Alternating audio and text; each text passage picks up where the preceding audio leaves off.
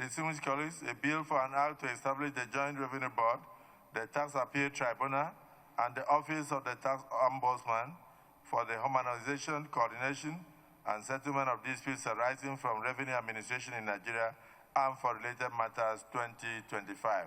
Third reading taken. Distinguished colleagues, a bill for an act to establish the Joint Revenue Board, the Tax Appeal Tribunal, and the Office of the Tax Ombudsman for the harmonization, coordination, and settlement of disputes arising from revenue administration in Nigeria and for related matters. Third reading taken and passed. I thank all of us for the contributions, but painstakingly. But it's better that we do a good job that will last the test of time. And I thank the chairman and members of the committee for a job well done. And I plead with my colleagues that despite the time, we should spend a few more minutes to look into the last tax bill to enable us come back with comprehensive votes and proceedings on our next sitting. So where you find anything that you feel you must have missed out, you still bring it up at the point of approving the votes and proceedings. And even at that, if you don't bring it up at that time, you bring it up when we have the harmonization. When we are setting up the conference committee, we've already set up to work with the House of Representatives. So the Senate leader, you may wish to move that we go back to the committee of the whole to complete the work of this tax bill. I am well guided, Mr. President. I so move. 6. Clause by clause consideration. Long title on page 1. Those in support that the form part of the bill say aye. Those against say nay. The ayes have it. The Senate in the Committee of the Whole consider the report of the Committee on Finance on Nigerian Tax Bill 2025, specifically an act to establish the Joint Revenue Board, the Tax Appeal Tribunal, and the Office of the Tax Ombudsman for the harmonization, coordination, and settlement of disputes arising from revenue administration in Nigeria and for related matters, SB 583, and approved as follows. Long title as recommended. Number of clauses 1 to 204 as amended. Interpretation clause 205 as recommended. Short title 206 as recommended. Schedules 1 to 113 as recommended. Is this a true reflection of what transpired in the Committee of the Whole? Leader of the Senate. The motion has been moved and seconded that this bill be now read a third time. Those in support say aye. Those against say nay. The ayes have it. The Clerk of the Senate. Mr. President, Distinguished colleagues, a bill for an act to repeal certain acts on taxation and consolidate the legal framework relating to taxation and enact the Nigeria Tax Bill to provide for taxation of income, transactions, and instruments, and for related matters 2025, third reading taken. Distinguished colleagues, a bill for an act to repeal certain acts on taxation and consolidate the legal frameworks relating to taxation and enact the Nigeria Tax Bill to provide for taxation of income, transactions, and instruments, and for related matters 2025, third reading taken and passed.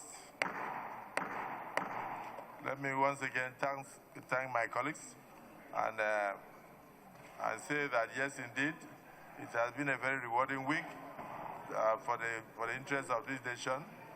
And I thank the chairman of the committee, Senator Sani Musa, and all the members and consultants and members of the entire Senate for meticulously looking at the clauses one by one and finally arriving at this historic consolidation of the tax regimes in Nigeria.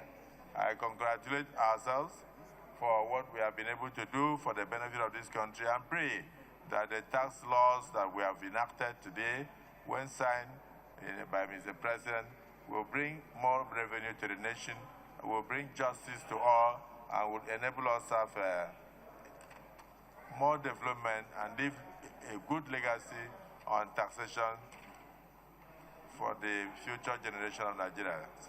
I thank you all. Now,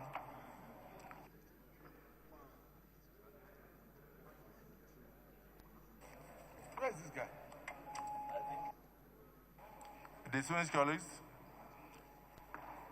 I want to reiterate the Conference Committee on Harmonization of the Tax Reform Bills as passed differently by the House of Representatives and Senate. If you notice, what we passed here had slight differences with what the House of Representatives did, because here we actually were very meticulous in ensuring that we did some more clarity in terms of certain provisions. So I believe that the conference committee will take it from there and look at what the Senate has done and also look at what the House has done. And if anybody still has any part of the bill, of the 4 bills that were passed, at the point of taking the votes and proceedings on Tuesday, please feel free to bring it up, and we can see make amendment. And then at the point of the harmonization, when we have the conference committee, feel free to make your input, and of course it will still be considered. And at the end, let us leave behind these 4 bills for Mr. President to sign, which will not only bring peace to Nigeria, will bring more money to Nigeria and development, and then leave the bills as legacies for future generations, where government only for a period, others will come after us. But some of these bills were, some of the acts on taxation were very old. Some of them dating back to 1939, some 1901 and all that. So this is the first time Nigeria is now going to have its own set of modernized tax acts, which will now bring us in close competition with what is obtainable in global community. So I thank all of you for your sacrifices. Yesterday you left here almost 6 p.m. and today you are leaving here by 5 p.m. Despite the number of things we had to do today. So I thank you for your sacrifices. So Senator Abdullahi Yahya Abubakar will be the chairman of the conference committee, and Senator Abubakar Abdulaziz Yari will be a member. Senator Musa Mohammed Sani 313 will be a member. Distinguished Senator Abba Patrick Omoro will be a member. Distinguished Senator Abaribe Inyanaya Harcourt will be a member. Senator Onyebuchi Ezenwa Francis will be a member. Senator Detugumbo Abiru Mukhai will be a member. Senator Daniel Olubenga Justus will be a member. Senator Joel Onawagbo Thomas will be a member. Senator Asukwa Ekpeyan will be a member. Senator Mongunu Tahir, our chief whip, will also be there to guide. Distinguished Senator Jimmy Kuta will be there to add the voice of the new generation. And then Distinguished Senator Olami Lenko, Adiola Solomon will be there to look at the appropriation side of the bills. Then, of course, Distinguished Senator Adams Oshimole will look after the interests of labor in that conference committee. Adams Oshimole, you will have to look at the interests of labor in these tax bills as we go into the conference committees. And then we also have Distinguished Senator Hosseini Babangida Oba, who worked and retired, either as permanent secretary work or thereabout. So from the civil service point of view, you have run your course, you have completed your tenure, and it's time for you to look at these tax bills to know whether indeed we can actually implement them. So you also be there in the conference committee to bring the two in conformity. I thank you all. Leader of the Senate. Colleagues, for the wonderful job they have done. Mr. President, it might appear to be self-serving to say that we are praising ourselves. But I want to place on record, and especially for those who continue to criticize us unnecessarily. I use the word unnecessarily, Mr. President, because in a democracy it is normal for those who have sought public mandate and were elected into office to be criticized. We are not opposed to that. But when people deliberately falsify things about us, when people deliberately try to call us out as people who do not know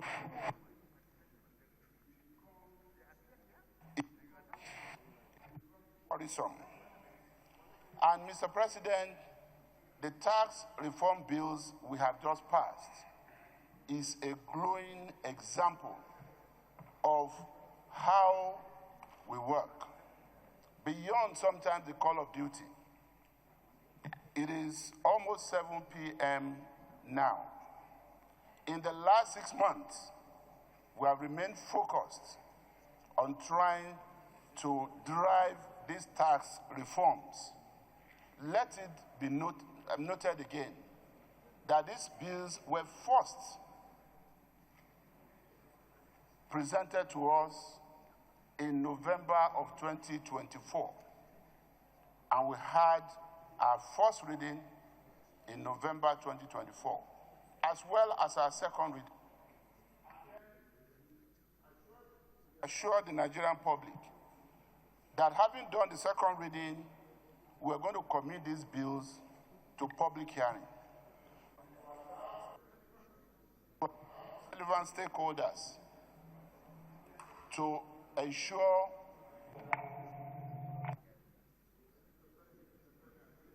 to the public.